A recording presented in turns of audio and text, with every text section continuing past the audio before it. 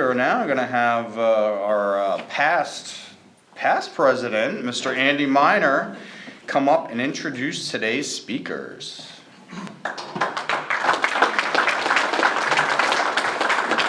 Thanks, John. I'm super excited about today's speaking opportunity. This is really important to me because I got to experience Amazon Outreach last summer with my daughter Emma. It was a great experience, and I'm super excited that they're able to come here today to kind of share what they're doing and give you an opportunity if you want to be involved in what they're doing.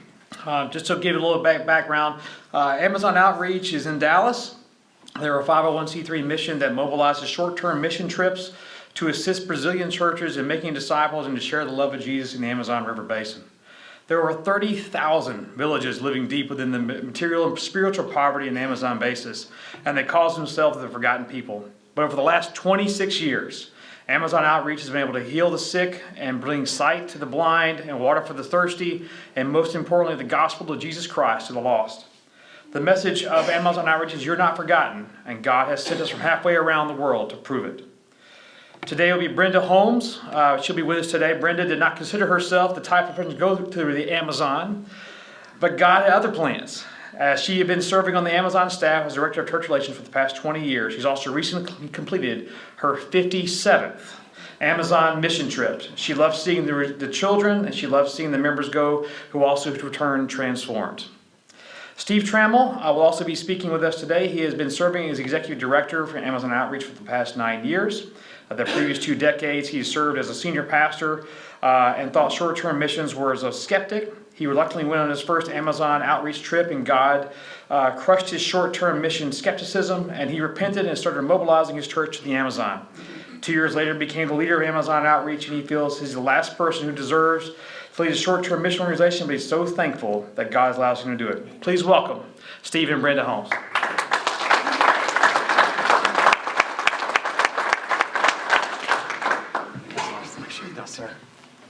Thank you, Kiwanis, for the opportunity to speak to you about this amazing mission that I don't feel worthy to lead, and then I'm going to have Brenda come up in just a moment. Glad to have my beautiful bride of 40 years with me traveling today. But Amazon Outreach, we say transforming lives on 2 continents. But before I talk about the mission, I want to talk about you guys and your vision and your mission. I love your vision about improving the world one child, one community at a time. I was a beneficiary of a Kiwanis club almost 50 years ago, if you'd pull that up. I was visiting with my mom this week, and oh, there it is, yeah.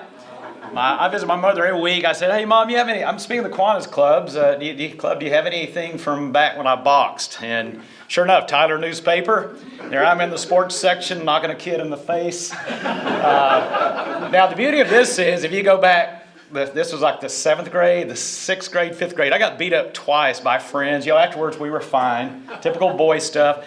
But you don't know how helpless you feel when you're getting beat up as a kid.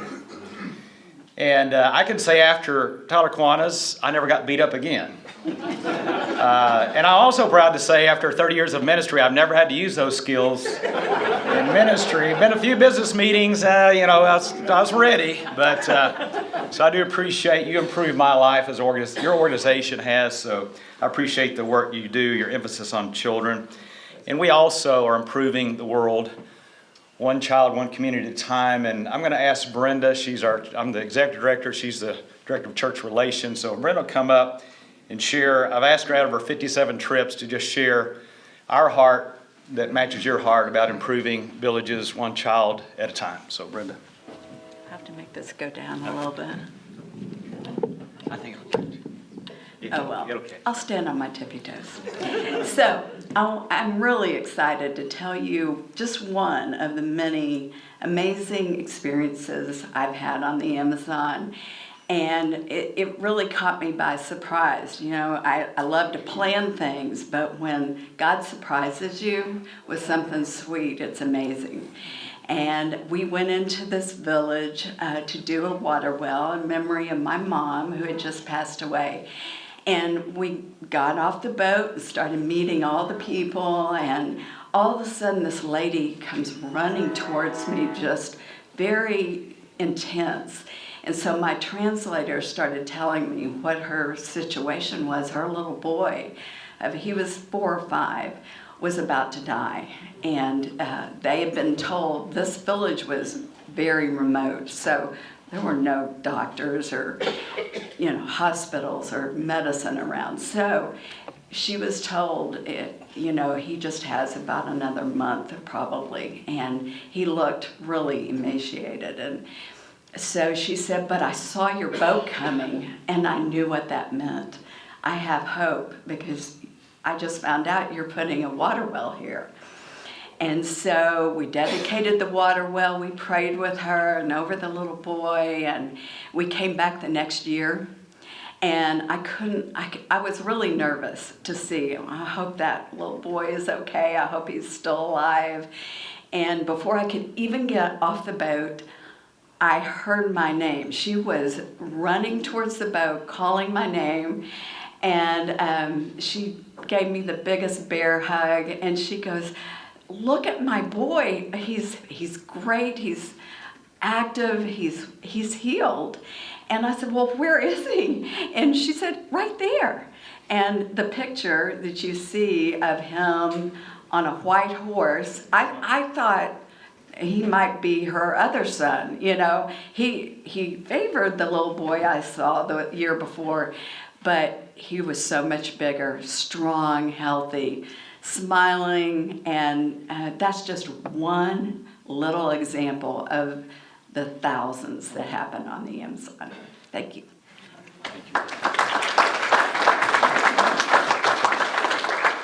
Sorry, I forgot I had this. And that well that was provided was in honor of your mother, right? Yes, that made it very special, so thank you, Brenda. There's so many other, let's see if I can operate, there we go. Yeah, I just have to throw in as well. There on the end is 12-year-old Kyle. We were at his village back in 2024 of July, born with a cleft lip. Could have been repaired at birth if he had the privilege of being born here in the U.S. Fortunately, a good friend of mine, he's a surgeon in Dallas, was with me on this trip. He said, I can fix that. And so he and one of our Brazilian dentists worked on Kyle.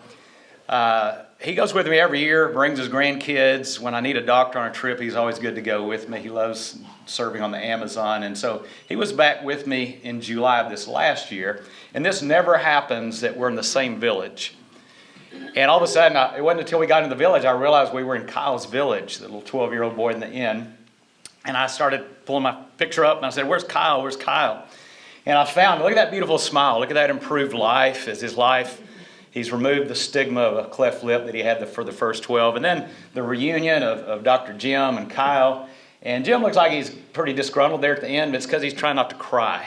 And that's why we say transforming lives on 2 continents. You are civic-minded people. You know you get more than you ever give. You know the joy of being used mightily for the force of good in the world, especially if you're a believer.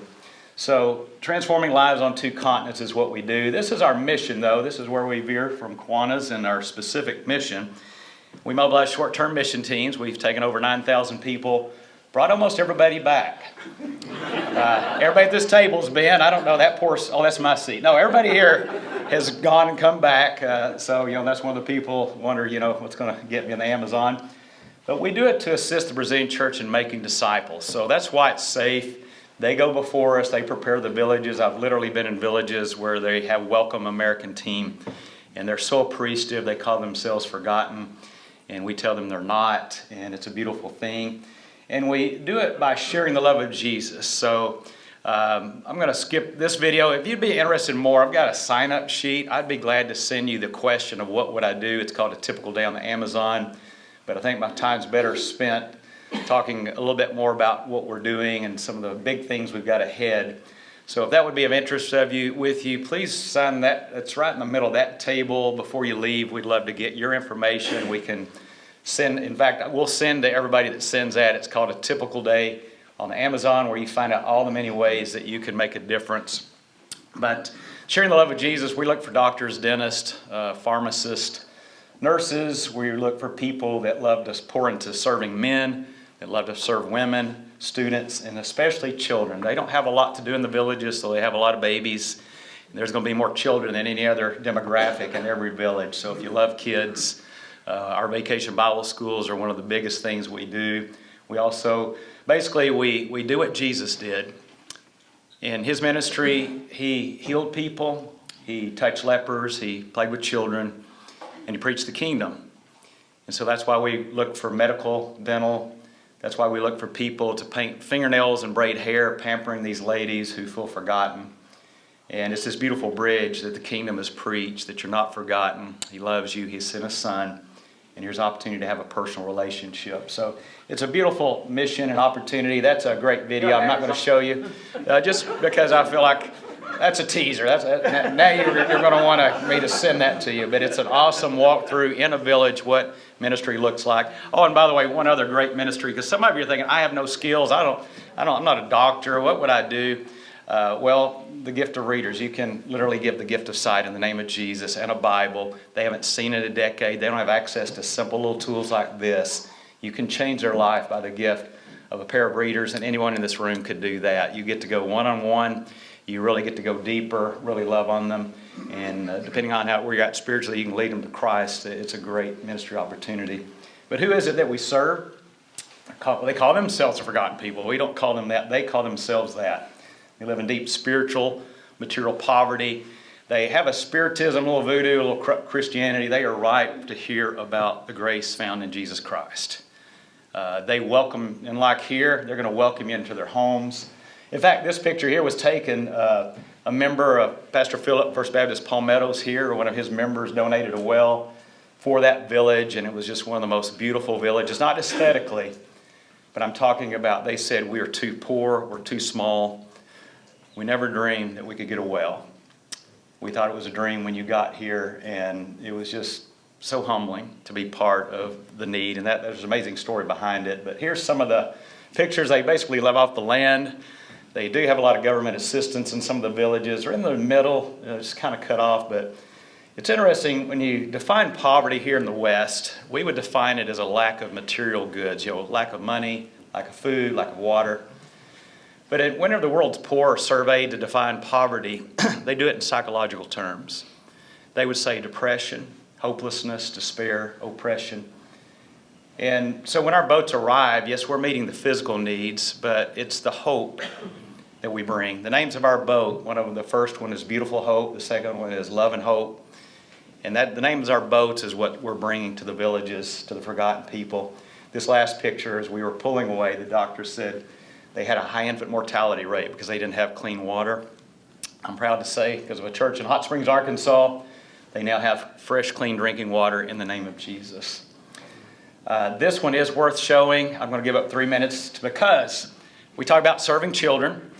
This is a rare opportunity because we had a young lady that, we've been doing this for 26 years. She grew up in a village that we were serving year after year. She got this dream in her heart about learning English and working for us, and she did. And then a businessman who was doing work in Brazil, he started using her. They fell in love. She lives in Dallas, married to an American. And so she's going to share the impact as a child that this ministry's had in her life. My name is Dark Fessler. I'm living in Dallas now, but I grew up in a small town in the middle of the jungle, Boa Vista do Ramos.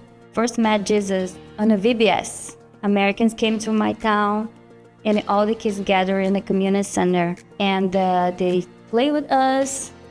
They told us stories about the Bible, but one thing I never forgot. The story was about the worthless book. They showed us the book with birch colors, green, yellow. So in the afternoon, I accepted Jesus as my Lord and Savior, and God changed my life. And at that moment, I felt like, oh my God, God is fulfilling something in my life right now. He always finds the ways. And because somebody came to our town, it's in the middle of nowhere. You don't understand. There's nothing around. The only way you can get there is by boat. If the name of the boat is Linda Esperança, it's Beautiful Hope, because it really is. That's why everybody bring to the village hope. And then when you hear the sound of boats, so they're coming, and everybody, village just gets like crazy. Oh my God, look at the sounds, and look there, they have candies. And then people get ready to get the doctors, to get stuff and put on the best clothes. And it's a party.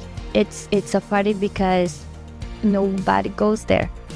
And you know that it's a hope, way more than hope. It's like a big seed that you... In Brazil, we have this tree called Samaúma. It's the biggest tree of the forest. And then they grow up just little, and they end up growing the biggest tree, the largest trees in the Amazon forest. So that's why you guys plant. You plant the little seed and become a Samaúma. The Bible gave me hope and strength, and I knew that every time I was thinking that I have nowhere to go, and God was there, and you guys keep coming, and it's just amazing. But the Lord that you bring to us is stay here forever. Thank you. That was worth 3 minutes, right? Love that story, getting that rare perspective from a girl growing up in a village, being improved and blessed, her and her community. On your table, there should be a handful of, at the very front, it's about me inviting you on an all-inclusive cruise down the Amazon. So if you'd like to know that, there's a QR code, tells you all the trips that we have. We have a group going to First Baptist Palmetto. You'd better act quick, though. They're leaving spring break. I think there might be a few spots, but it would be pretty rushed. But we have 37 trips this year, so plenty of opportunities. And again, you've seen all the different ways that you can serve, but that QR code on the front part of the flyer, that hopefully you see one on your table. If not, sign up and we'll send you one. I think we made 50, so we probably got enough. But anyway, we'd love to have your information to send you more about it. So all the different ways, or you can go to AmazonOutreach.org, just go to our trips tab, and enjoy an all-inclusive cruise with a purpose. So that's my first ask of you, is consider joining. The second is to share with you about a campaign that we're in the middle of, the expansion of Amazon Outreach. So over the last 9 years, every metric that we have, that we measure, we've tripled or quadrupled almost. So trips have gone from 10 to 37. We average 200 to 800 now. We sit right at 800 last year. Budget's grown as well, but with that has come growing pains, and we are now at full capacity. And that's created this challenge. We are now turning churches away because of full boat schedules, and we have room on the trips, but a lot of times we have a church, Brenda emailed me this morning, they want a boat next year, 2027. We don't have it. We're trying to figure out coordinating our schedule. And as a result, churches are being turned away, and the stories of Kyle and the little boy whose life was saved through a water well and all the other wonderful things that are happening are being lost. So what's the solution? I'm glad that you asked. We're towards the end of a 3-year, $4 million capital campaign called Faith, Hope, and Love. That's because that's the name of our boats. It's a cool biblical name, but our first boat was Beautiful Hope. Our second was Love and Hope.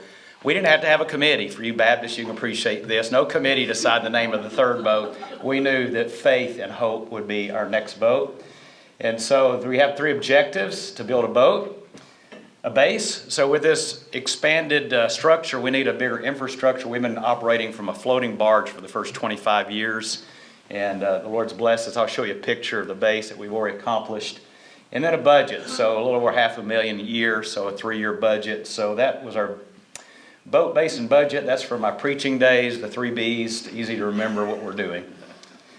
Just one picture of the boat as we're getting near wrapping up here. That's some renderings, but I wanted to zoom in on the dental clinic, especially in light of the story of Kyle. But one of our board members and members of our boat committee that's getting this boat prepared is a former missionary kid from Brazil, and she started crying when she saw this picture. She said, "These villagers will never have been in a nicer office, and this is being done for free in the name of Jesus because generous people are making this happen, impacting, improving children's lives, village lives, through the gift of this boat, because you can't get there from here. It's the only way to do the things we're doing are these tools of the Lord, these boats. I know Kiwanis is very big about measuring impact, and that's very wise for those of you that look at where your investments are going. So we just did a little dream session about what the difference could make, and it would be 250 more trips. And this boat's going to be aluminum. That's one reason it's costing way more than we budgeted. But it's going to save the mission tens of thousands of dollars to build it in aluminum rather than steel. I think it's easier to raise money to build one than to sustain one. So we're by faith going to trust that we'll be able to raise the rest. And then it's going to impact 5,000 more gyms that are going, and their lives are transformed. Tens of thousands of medical and dental procedures.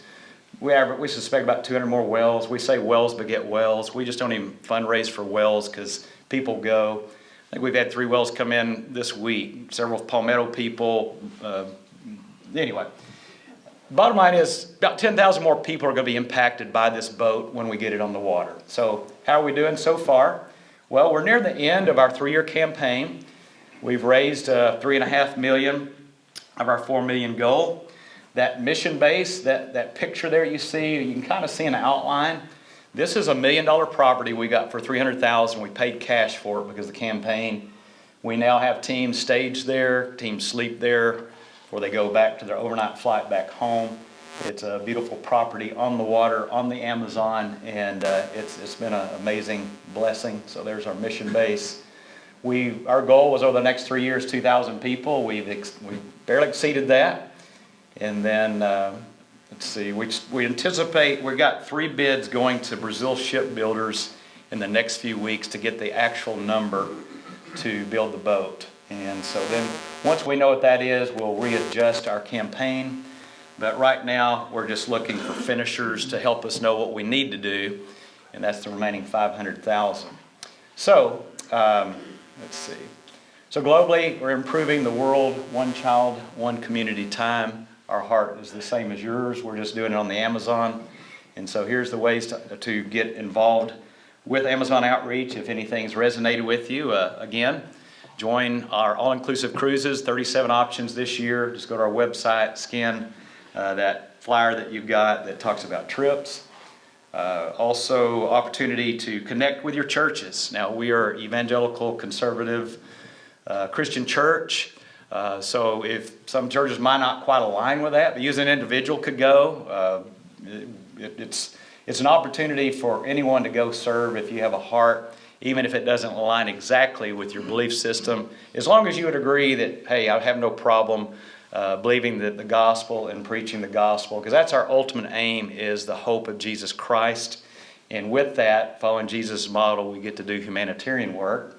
So if you would be interested in connecting us with your church, I know some churches have a certain amount they give to missions, and if this would be a project you think your church might be interested in impacting the world, please contact me. And then also donate a water well. If you really love clean water, this is an opportunity to change a whole community on the Amazon. And then also, our greatest need is just to get this boat. The biggest impact we're going to make is when we get the boat on the water. We're going to pay cash as we go. We're going to step by faith. We've got $2.8 million in the bank, so we have more than we planned on the boat. I think the boat's going to cost about $4 million. And again, here in a few weeks when we start getting the bids from the shipyard. And on that flyer that talks about trips on the back, there's about our campaign. There's a QR code. You can look at a video of the boat. You can see a video of the new base that I'm not going to show you. And a few other things that I thought I'd have time and it wasn't realistic to do. But wrapping up here, the last thing is some of you could connect. Whoops, I meant to go back.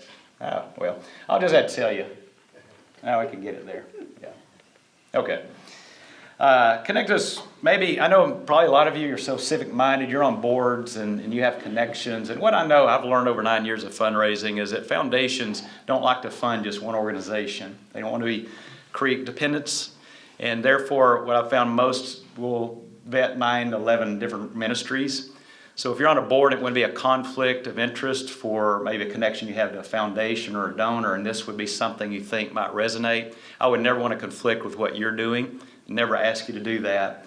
But I would say that we are, the Lord, I believe, has put on my heart, there's hidden treasures that the Lord's going to reveal to finish this boat. Could be in this room, maybe you or maybe somebody you know, but if that would be of interest, if this resonates with you, and please talk. And if it doesn't, God bless you on what you are doing. Keep doing the good work. But this is just one of many opportunities. I think it's a worthy one to consider if you could connect us and give us a warm welcome. Many foundations don't take solicitations, you have to be invited, and maybe some of you could help us with that. So let me wrap up and just say thank you for your consideration in partnering with Amazon Outreach by going, connecting with your church, helping us any way you could with getting the faith and hope on the river as we improve the villages, one child, one community at a time. Thank you so much for your opportunity to share with you.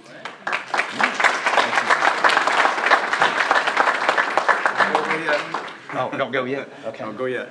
It's a Bradenton Kiwanis tradition to present you with a golden ruler to measure your future success and the future success of Amazon Outreach. Okay.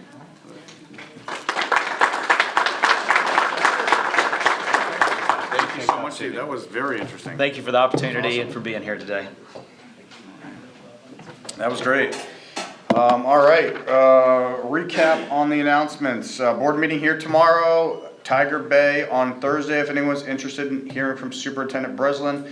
I did get a message from Xtavia that Kiwanians can sign up at the Tiger Bay member price if they would like, so it's $10 off. Saturday is two things going on. We have the mid-year conference all day, 9 to 3. And then Manny Performing Arts Center is looking for help Saturday night, 6:15. All right, everyone have a wonderful week. Please join us next week. Our speaker will be Buzz Jacobs, and his topic will be AI, Opportunity or Obstacle, Manatee County's Moment to Lead. So that should be quite interesting. So everyone have a great week, and meeting adjourned.